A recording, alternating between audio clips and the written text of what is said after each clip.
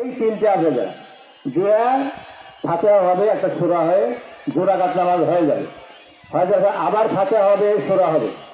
রুকুত যাওয়ার আগে আল্লাহু আকবার বলবে। ওই সময় অনেকেই রুকুত চলে যায়, কথা ঠিক না বলেন?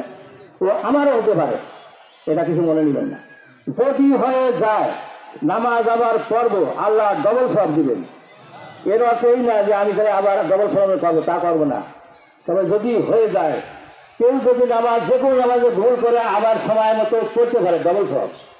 আল্লাহ ইন্নামাল আল্লাহ, আল্লাহ এমন, আল্লাহ খালি দেখবে যে কোন জায়গায় সওয়াব বেশি, এই চেষ্টা করবে। তারপরে আবার ওই তিনবার শেষে দাবি দেবে।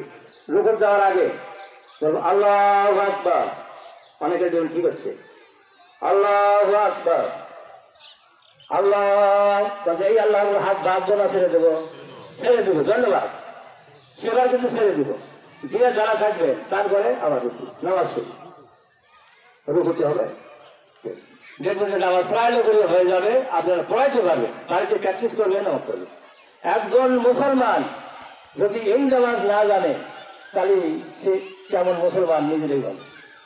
এই জন্য পাক্কা মুসলমান আর তৌফিক আমি মনে মনে রাজা করেছি, যদি এই জন্য লোক তৈরি হয়, দল মত নির্বিশেষে, কি আওয়ামী লীগ, কি বিএনপি, কি জামাত, কি জাতীয় পার্টি, কি পাকা পার্টি, যে পার্টি হোক, সমস্ত মানুষ মুসলমান যারা, তারা আল্লাহর দল, কথা ঠিক বলেন?